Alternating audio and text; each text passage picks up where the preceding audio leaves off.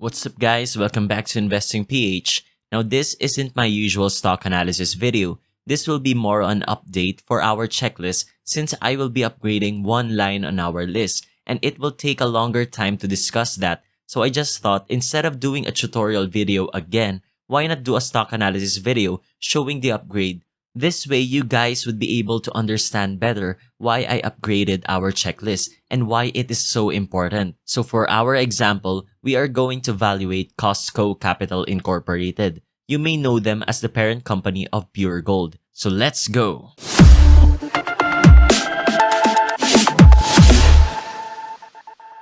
Before we start, I would really appreciate it if you would click the like button, and if you haven't yet, do subscribe to my channel. Cosco Capital Incorporated, formerly known as Alcorn Gold Resources Corporation, was originally incorporated on January 19, 1988 with the primary purpose of engaging in exploration, development, and production of oil and gas and metallic and non-metallic reserves in partnership with other companies or in its individual capacity. On January 13, 2000, the Securities and Exchange Commission approved the amendment of the company's primary purpose from an oil and mineral exploration and development corporation into a holding company. Cosco, as a holding company and along with its subsidiaries, currently has a portfolio comprised of interests in grocery retail, real estate and property leasing, liquor distribution, oil and mining, and specialty retail. Among the company's most notable subsidiaries are Pure Gold Price Club Incorporated, SNR Membership Shopping, Elimac Price Holdings Incorporated, Liqui Gas Philippine Corporation, and Office Warehouse Incorporated. Cosco is 76% owned by the Lucio Co family and 24% owned by the public. Now this is the different ownership of their holdings. They have 100% ownership for the three types of holdings except for their grocery retailing, which is only 49%. Now revenue and net income contribution are as follows. This is for year 2020. We can see their biggest contributor is in the grocery retailing. But if you notice, in their profit after taxes and minority interest, their profits in retailing was really cut down. We will get into this later when we discuss the income of each one by one. Now let's go to their profits in their holdings. First is their grocery retailing. This is their holdings in Pure Gold and SNR.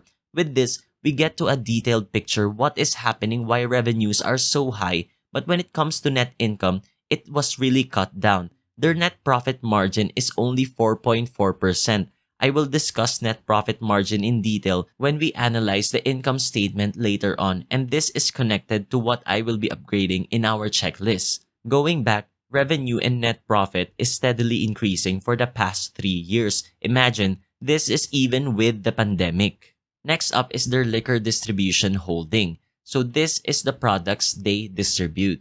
Going on, we can see revenue and net income are increasing except for 2020. Well, this isn't surprising in the pandemic season that liquor business was affected. A lot of bars couldn't even operate because of the lockdown and curfew implemented, plus the liquor ban that the government imposed. But we can see the decrease still wasn't that high even with all of that. Next up is the real estate holding. Again, real estate is also one of the most affected by the pandemic. With this, we can see a decline in growth of profits in 2020. This was affected by mall closures and community quarantines. Next is their office warehouse holding. Just like their grocery retail, their net margin here is low. So we will talk about that in detail later. So this was also affected by the pandemic in 2020, leading to a decrease in net sale and net profit. In 2020, they have a total of 89 stores. Not much growth starting in 2018. With this, we proceed to their financial statements. Now, we would still be following our checklist, but we will change something, which is how we look at the income statement. We will go in depth in looking at the income statement at its entirety, which is probably the most important in the financial statements. I will discuss this in detail later. This will give us a stricter standard for our first line in our checklist. This will also be beneficial for you guys when screening for companies, because with just a look at the income statement, you would already know if you want to proceed into evaluating this company or not. An income statement can tell us a lot about a company. With that said, we will change our first line to, is the company producing profits well? I know it's a little bit broad, but we will get into that later, why we will be analyzing the income statement as a whole. Unlike for the balance sheet and the cash flow statements, we have different lines for those because in the income statement, everything is really connected. So for my first time viewers, do watch my other stock analysis video to further understand every line in my checklist. Also, if you are wondering why I show a screenshot of a financial statement directly from investing.com rather than just putting it in an Excel file, well, my goal in this channel is to educate. So if I just provided my Excel sheet that is already summarized, you won't get that feel that you're the one who did research of the company. And this way, you get to familiarize yourself with what a financial statement would look like so that when you will be evaluating companies on your own, you won't be confused as to where to look for a certain data.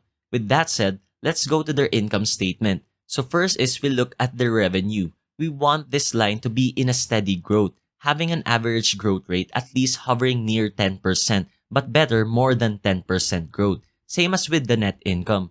We can see revenue growth rate is at 8.43% for 2016 to 2020, while net income has 20.02% growth average. One thing we should also look at is their net profit margin. Net profit margin is computed by net income divided by revenue, or if you don't like to compute it, usually investing.com has this in the ratio section. Anyway, net profit margin, I mentioned this a while ago. So why do we need to take note of this? So this gives us clue how efficient a company is generating net profit from its revenue. To give you an example, let's say we have two companies in the same industry, like they both are selling water bottles. Company A's revenue is 100,000 and its net income is 10,000 pesos, having a 10% profit margin. Meanwhile, Company B also has a revenue of 100,000 but only has a net income of 5,000, having a profit margin of 5%. If I ask you right now, just by looking at those numbers, which company would you invest in?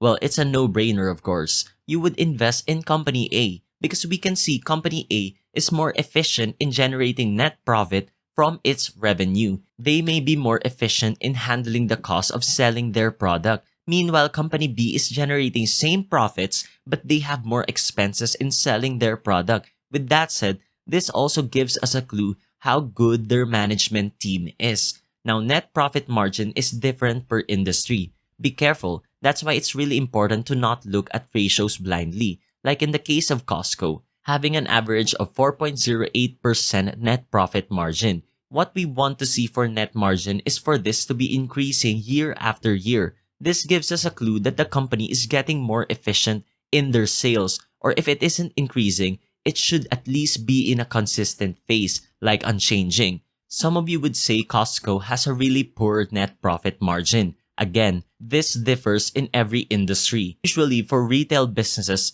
net margin hovers around the 5% mark. Now, if you're not sure with this, you can look up other companies in the same industry. Like for Robinsons Retail, their 5-year average net profit margin is only 3.7%. If you're not satisfied, let's look up the biggest retail company in the world, which is Walmart. It only has a net profit margin of 2.37%.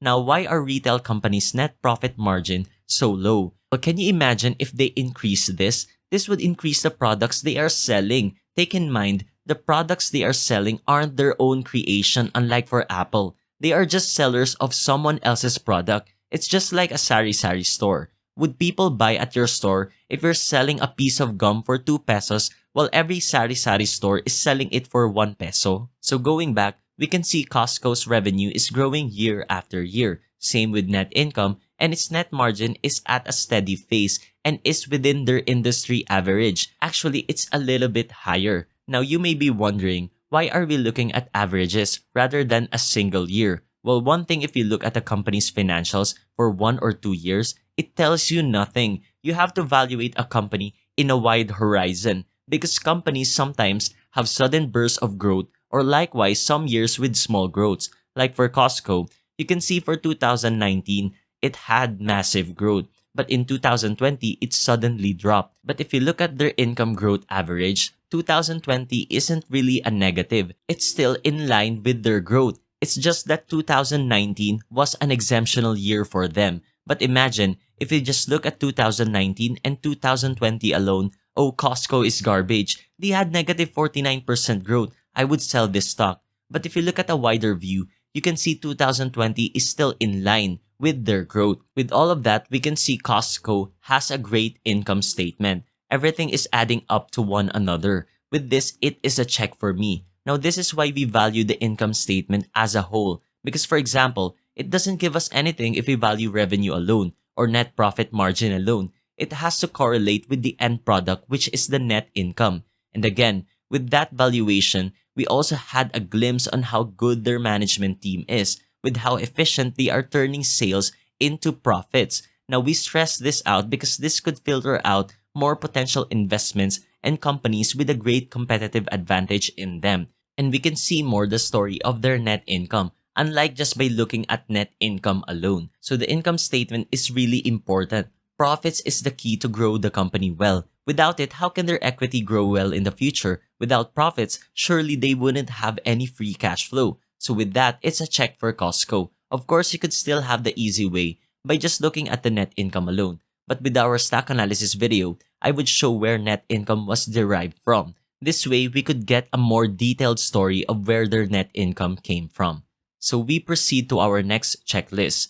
Is the company's equity growing every year? We can see Costco's equity is growing at a steady pace, averaging 10.31%. Another check. Now this is even with the pandemic going on. So we move on to their ROE. With this, we get 11.04% for their 5-year average. What I want here is for this to be 15% above. Now 11% isn't a bad number. As long as it is above 10%, it's in the okay range. But I just want to heighten my standards for ROE growth average. So this is an X for us. Again, never look at ratios blindly. So let's check if their growth on ROE doesn't rely on too much debt. We go on to our next valuation, which is the debt to equity ratio. This is computed by total liabilities divided by total equity. Now we want this to be less than 2. With this, they have a ratio of 1.40. So this assures us that the company doesn't rely on too much debt for their ROE growth. Another check for us. Next is their free cash flow.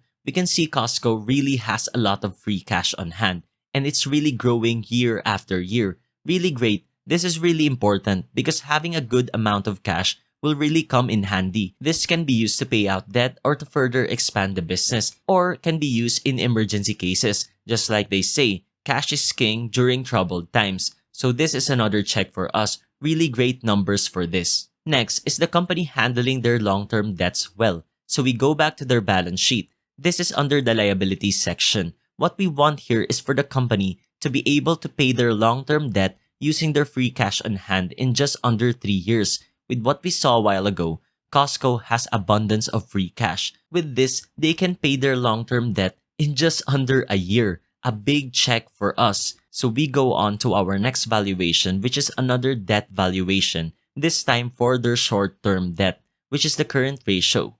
Costco's current ratio is 3.60, meaning they have 3.60 peso of current assets for every 1 peso of current liabilities. What we want here is for this to be between 1 and 2. Again, that's why our range is to be between these numbers because this is the standard. Too high of a current ratio may mean that the company isn't using their current assets well in growing their company. So you have to know the story of it when it falls out of your range. With Costco's case, we can see their net income, equity, free cash flow are growing at a steady pace. We can say that they are using their assets well to grow the company while handling their short-term debts well. With this, it's a check for us. Now I can tell you there are companies out there that has a high current ratio but is failing in their net income growth, equity growth, so never look at ratios blindly. Now let's look at a ratio related to the company's stock price, which is the PE ratio. So they have a PE ratio of 6.39.